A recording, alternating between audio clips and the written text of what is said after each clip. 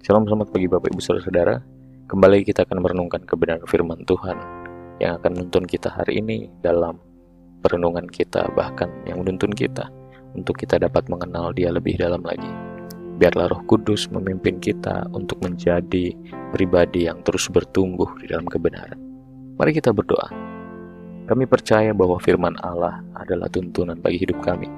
Firman Allah adalah berita bagi hidup kami dan menolong kami dalam setiap kami melangkah. Roh Kudus tolong biarlah kami dapat mengerti.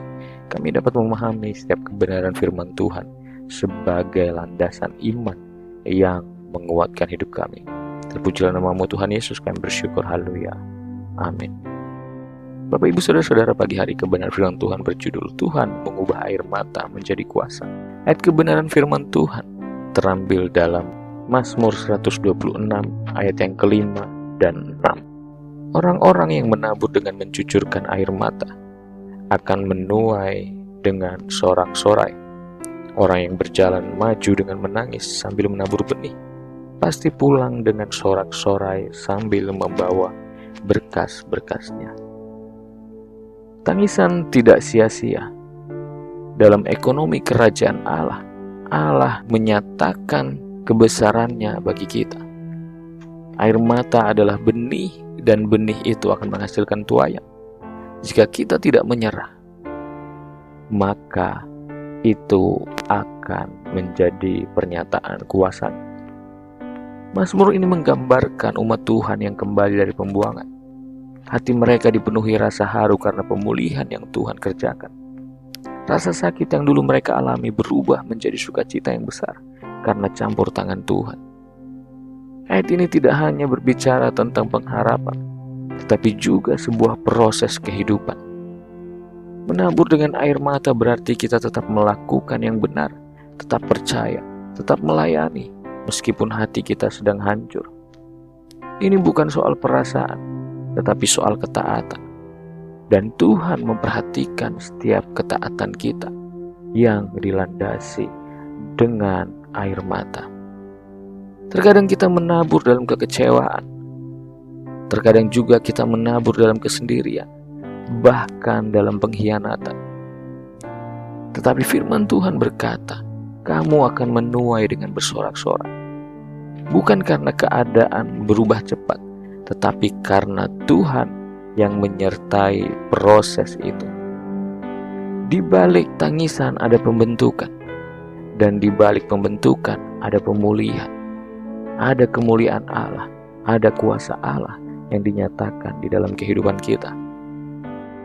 Tuhan memakai penderitaan untuk membentuk karakter, bukan menghancurkan. Dia sanggup memakai tangisan sebagai saluran kekuatan baru bagi orang lain. Kesaksian terkuat seringkali lahir dari luka yang sembuh oleh kasih karunia.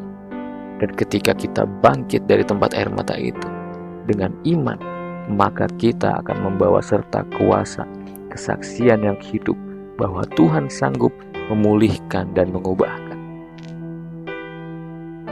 Jadi pagi hari ini, jangan tahan tangisanmu di hadapan Tuhan. Air mata di hadapannya adalah bentuk kejujuran rohani, di mana kita benar-benar berharap kepadanya. Lanjutkan setiap pelayanan dan juga pengampunan dan kasih, meski hatimu masih sakit. Tuhan menyimpan upah. Bersyukurlah di tengah proses, sebab Tuhan sedang menyusun rencana yang lebih besar daripada pemahamanmu. Lihat bahwa Tuhan tetap berada di pihakmu dalam setiap keadaan. Mari kita berdoa. Ya Bapa, kami bersyukur kalau Engkau selalu melihat setiap air mata kami. Engkau tampung di kurbatmu dan menjadi kuasa di mana Allah bekerja dalam kehidupan kami. Engkau lihat setiap pergumulan kami. Engkau lihat setiap apa yang menjadi keluh kesah kami. Sekalipun mungkin kami menjalani hidup dengan berat, melayani Engkau dengan penuh tekanan, tapi kami percaya kuasa-Mu akan terus bekerja dalam kehidupan kami. Roh Kudus tolong kami, Roh Kudus berkati kami, bahkan dalam setiap pekerjaan dan aktivitas kami. Diberkatilah kami yang hari ini beraktivitas di dalam karya ilahi Tuhan. Terpujilah nama-Mu Tuhan Yesus. Kami bersyukur. Haleluya. Amin. Terima kasih Bapak Ibu Saudara-saudara. Selamat beraktivitas. Tuhan Yesus memberkati.